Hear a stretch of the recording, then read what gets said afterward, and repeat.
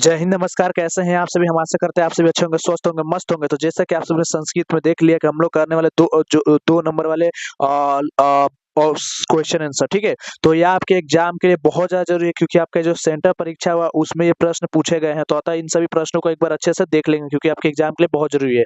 और जो भी अभी सेंटर पर एग्जाम में आए हैं, देख करके देख लेंगे, मिला लेंगे किनका कितना सही है। चलिए, अगला पहला प्रश्न क्या कह रहा है कि मंगलम पाठ की विषय वस्तु का 5 वाक्यों में वर्णन करना है। क्या कहना है? पहला तो आप लिख सकते हैं मंगलम पाठ में 5 मंत्र, श्लोक, सभी मंत्र उपनिषद से लिया गया है, ठीक है? उसके बाद से लिख सकते हैं आप लोग कि प्रथम श्लोक जो है ना, सत्य धर्म की प्राप्ति का वर्णन किया गया है। द्वितीय श्लोक में क्या है कि आत्मरूप एवं निवास के महत्व का वर्णन किया गया है, ठीक है? तृतीय श्लोक में सत्य को खजाना कहा गया है। और चौथा में लिख सकते हैं कि चतुर्थ में आत्मा और जीवों के बीच संबंध की चर्चा की गई है। और पांचवा श्लोक में लिख सकते हैं कि परमपिता परमेश्वर के विषय में कहा गया है। इससे बना करके और भी लिख सकते हैं, मतलब सिर्फ 5 वाक्य लिखना था आपको, ठीक है? उसके बाद से चलिए, दूसरा नंबर प्रश्न क्या कह रहा है? कह रहा है कि किन किन विदेशी यात्रियों ने अपने संस्मरण में पटना का वर्णन किया है, ठीक है? तो आप लिख सकते हैं कि Megasthenes Fa Hien I Tsing Hiuen Tsang I Tsing आदि विदेशी यात्री भारत आए थे। और इन सभी विदेशी यात्रियों ने अपने अपने संस्मरण ग्रंथों में प्राचीन की पाटलिपुत्र के महत्व का जो है ना वर्णन किया है, ठीक है? उसके बाद से तीसरा नंबर प्रश्न क्या लिख सकते हैं? तीसरा नंबर भी क्वेश्चन पूछा गया था कि चारों अलसियों का संवाद अपने शब्दों में लिखिए। तो चारों अलसियों का जो संवाद अपने शब्दों में लिखिए, तो इसको कैसे लिखेंगे?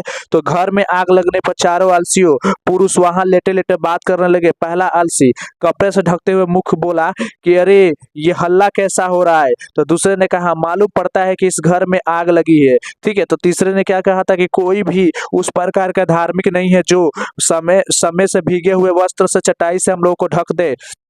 इसी बात पर चौथे ने कहा था कि अरे अधिक बोलने वालों, कितना चाल की बातें करते हो, शांत हो जाओ, चुपचाप रहो ना। ये चौथे ने कहा था। इस तरह से चारों आलसियों के आपस में बातचीत हुई थी। उसका चौथा क्वेश्चन है कि तिरुवलंबा कौन थी और उसने किस प्रकार की काव्य की रचना की थी? तो देखिए, इसका उत्तर लिखेंगे तिरुवलंबा।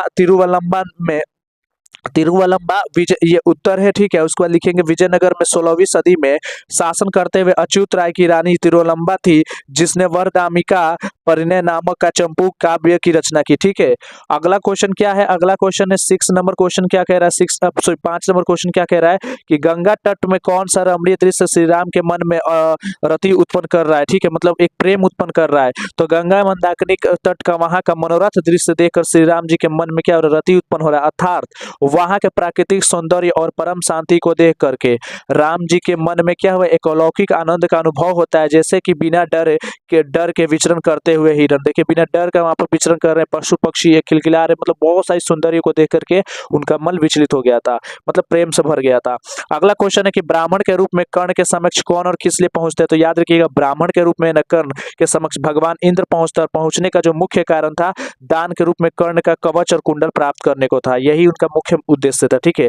अगला क्वेश्चन क्या है? 7 नंबर की नीति श्लोका पाठ में से किसी एक श्लोक को साफ साफ लिखना है। तो नीति श्लोका पाठ का एक श्लोक इस प्रकार के, यस्य कृतन्यम ना विघ्नन्ति शीत मुष्णम भयम रतिः समृद्धि धीरा समृद्धि धीर्वाह सर्वे पंडित उच्चते, ठीक है? ये एक है श्लोक, आप लिख सकते हैं। उसके बाद से 8वां नंबर क्वेश्चन क्या कह रहा है कि साक्षात्कार के समिति के सदस्य राम प्रवेश से प्रसन्न क्यों हो गए थे? तो देखिए क्यों प्रसन्न हो गए थे, तो इसको लिख सकते हैं कि साक्षात्कार के समय समिति के सदस्य उनके व्यापक ज्ञान और ऐसे पारिवारिक माहौल में भी कड़ी मेहनत करके आगे बढ़ना, इससे प्रसन्न हो गए थे कि इतना गरीब होकर के भी इतना अच्छा ज्ञान और इतनी अच्छी नॉलेज के साथ और इतनी मेहनत से पढ़ाई करना, इससे देख करके उनको बहुत अच्छा लगा था कि ये लगन है, ये प्यार है, ये एक किताब के प्रति प्रेम है, अपने नॉलेज के प्रति प्रेम है, ठीक है? तो मैं उम्मीद करता हूँ यहाँ तक आपने देखा, तो अगर चैनल को सब्सक्राइब कर लेंगे तो ताकि आप लोग को इसी तरह का कंटेंट मिलता रहेगा। मिलते हैं फिर से एक नए क्लास के साथ, तब तक के लिए जय हिंद, जय भारत।